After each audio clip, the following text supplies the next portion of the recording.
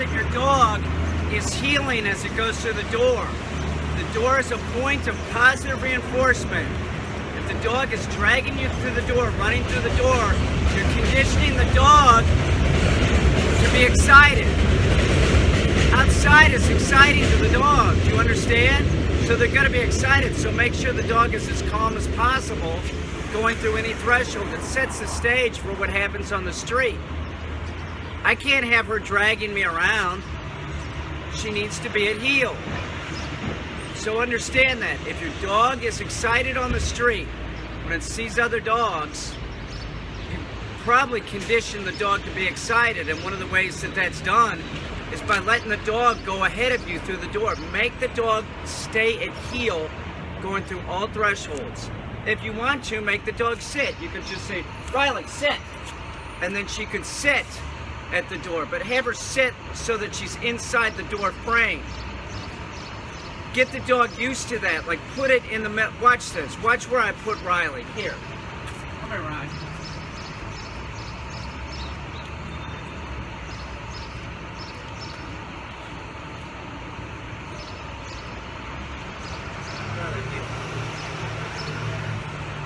She's right in the door. She can see. She's half in, half out, sort of.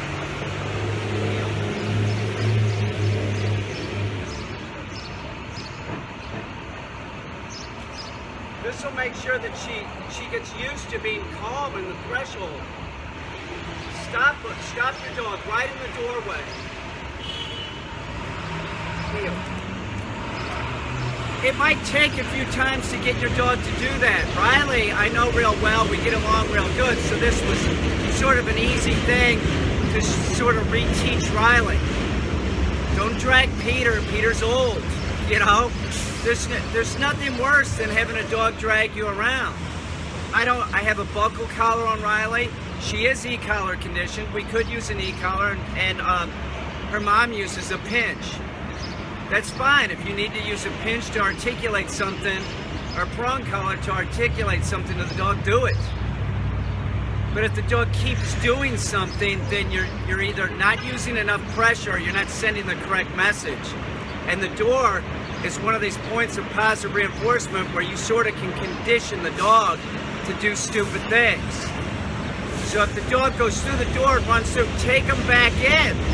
Take the dog back in like this, like say hypothetically, Riley just ran out the door, got a bunch of leash, I'd say no, and then I'd turn around and take her back to the door and make her do it again. Here.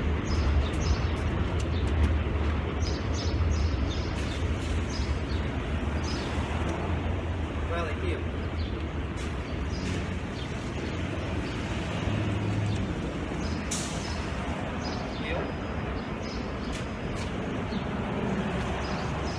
Let the dog chill right in the doorway like this. Get the dog used to, you know, not being excited in the doorway, that the dog needs to be calm.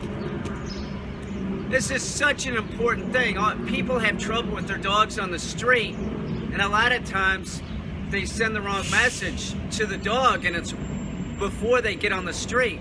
As you're leaving your house, as you're look at her tail. She's just looking at this lady.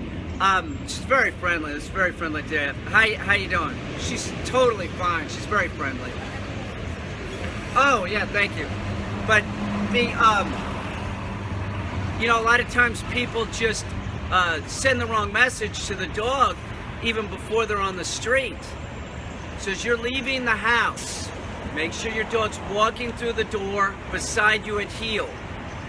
If it's even walking behind you, it's sort of controlling the situation. Make sure the dog is at heel on your left-hand side, even with your leg. It's so simple.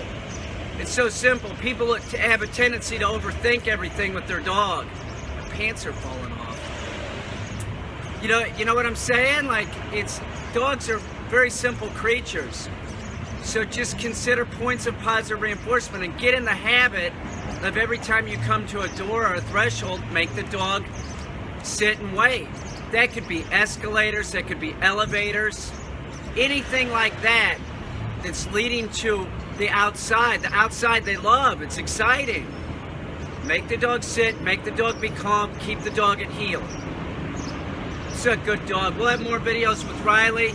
She's awesome with my dog Ike. She gets along with everybody. She's a typical lab. Riley! She's so cute.